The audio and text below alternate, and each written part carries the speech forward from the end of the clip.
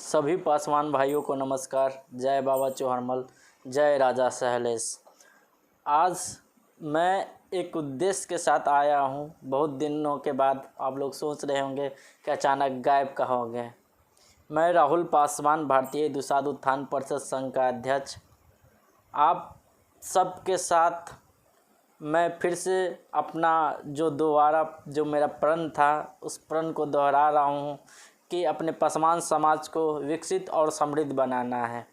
इस वचनबद्धता के साथ हम लोग लगातार काम कर रहे हैं और जगह जगह पर अपने पदाधिकारी भारतीय दुसाध उत्थान परिषद संघ का नियुक्ति किया जा रहा है। हमारा एक ही उद्देश्य है कि पूरे पासवान समाज को एक साथ एक मंच पर लाकर जोड़ दिया जाए और अपने समाज का उत्थान किया जाए। इसके लिए सबसे ज़रूरी और अहम चीज़ है कि हमारे पास अच्छी शिक्षा हो, अच्छा स्वास्थ्य हो और हमारे लोगों के पास रोज़गार हो।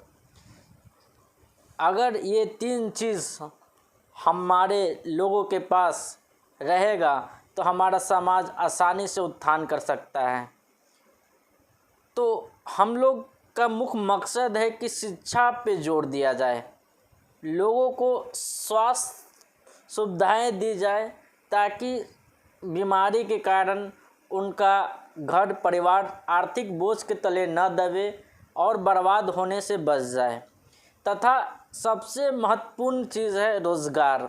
यदि आदमी के पास रोज़गार नहीं रहे तो वो इस धरती पे समझिए कि सबसे बड़ा लोगों के लिए मानसिक टेंशन है, मानसिक तनाव है।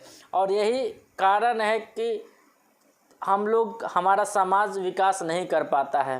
तो हम लोग शिक्षा, स्वास्थ्य, रोज़गार पे हमारा मुख्य मकसद है, इसी चीज़ पे काम करना। हम लोग जगह जगह अपने संगठन का पदाधिकारी का गठन कर रहे हैं, नियुक्ति कर रहे हैं। बिहार के लगभग कई जिलों में हमारे कार्यकर्ता जिला अध्यक्ष का नियुक्ति कर दिया गया है। यूपी में भी इसका नियुक्ति कर दिया गया है और झारखंड में। तो जब तक आप लोग का सहयोग नहीं रहेगा तो हम लोग कुछ नहीं कर सकते हैं। तो हम चाहते हैं कि जितने भी लोग हमारे संगठन में जुड़ते हैं और हमसे वादा करते हैं कि हम समाज के लिए काम करेंगे और एक हम उन्हें पद देते हैं, तो जैसे ही हम उनको पद देते हैं तो उनकी जिम्मेवारी हो जाती है कि वो अपने ज़िला, अपने क्षेत्र, अपने प्रखंड, अपने गांव की जिम्मेवारी संभालें और एक गार्जियन स्वरूप काम करें। किसी को भी कोई दिक्कत, कहीं भी कोई घटना हो तो उसका वो तुरंत संज्ञान ले और उसको हर प्रकार मदद करें, क्योंकि संस्था इसीलिए बनाया गया है कि लोगों को ज़्यादा से ज़्यादा मदद पहुंचाई जा सके। हमारे साथ लोग बड़े ज़ोर शोर से जुटते हैं, लेकिन धीरे धीरे उनका जोश कम क्यों पड़ जाता है हमें समझ ही नहीं आता है। मैं सीधा सादा एक बात कहना चाहता हूं कि जो भी कार्यकर्ता हमारे साथ जुड़े हैं या जुड़ने वाले हैं वो निस्वार्थ भावना से जुड़ेंगे और ईमानदारी पूर्वक जुड़ेंगे। बस उनका एक ही मकसद होना चाहिए कि समाज का उत्थान करना, ना कि खुद का उत्थान में लग जाना। आपको पद इसलिए नहीं दिया जाता है कि आप लोगों के सामने शो करें कि मैं इस संगठन का फलाना चिलाना हूँ, इसके लिए नहीं। आपके नाम को शोभा बढ़ाने के लिए आपको संस्था किसी पद पे नियुक्ति नहीं करती है, बल्कि आपको नियुक्त किया जाता है समाज की सेवा करने के लिए। तो जो भी गाइडलाइन संगठन द्वारा दिया जाता है आप उसको फॉलो करें और आपके क्षेत्र में जो भी हमारे पासवान समाज की समस्या है उस समस्या पे काम करें, ताकि अपने समाज का विश्वास हम पे बना रहे और हम उनके विश्वास पे खरा उतरें।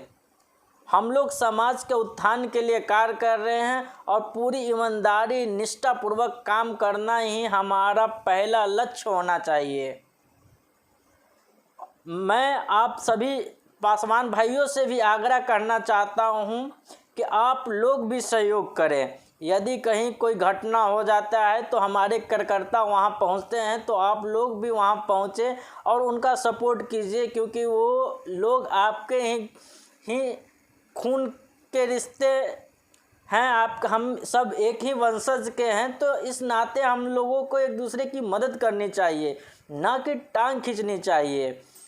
तो जब तक हम इस भावना को नहीं जगाएंगे कि सब हम लोग एक ही कुल के हैं और एक दूसरे को मदद करना है, चाहे वो किसी भी पायदान पे हो, अगर जिस दिन ये सोच लिए तो हमारा समाज का जनरली आसानी से उत्थान हो जाएगा।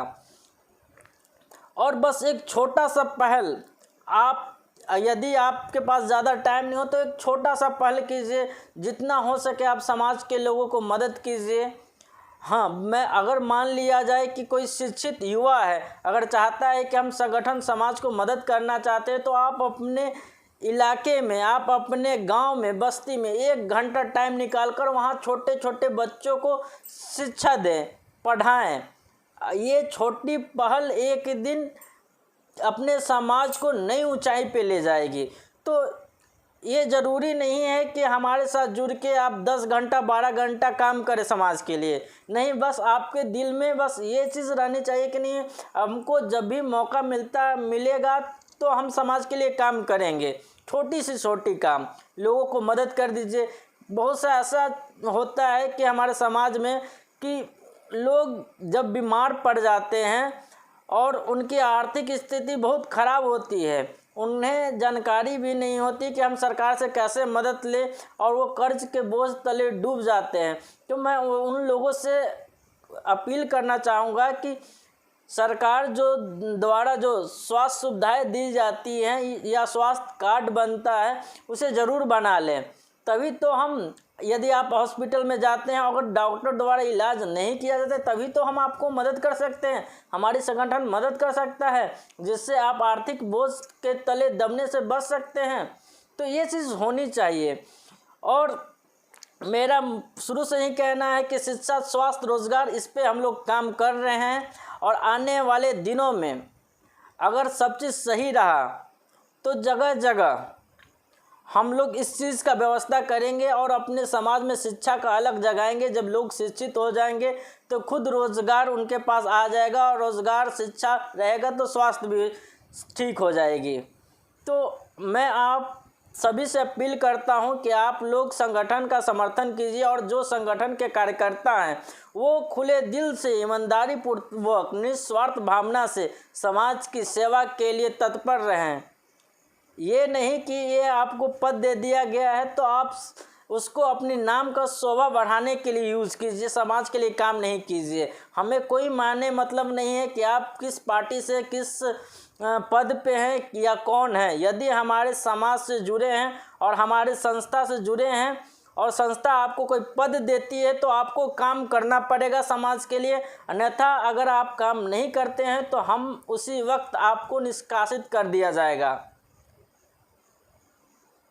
आप सबसे मुझे उम्मीद है कि आप लोग समाज का सहयोग कीजिएगा, और समाज के लोगों से उम्मीद है कि आप लोग संस्था और समाज एक दूसरे को मदद कीजिएगा। धन्यवाद। जय बाबा चौहरमल, जय राजा सहलेश।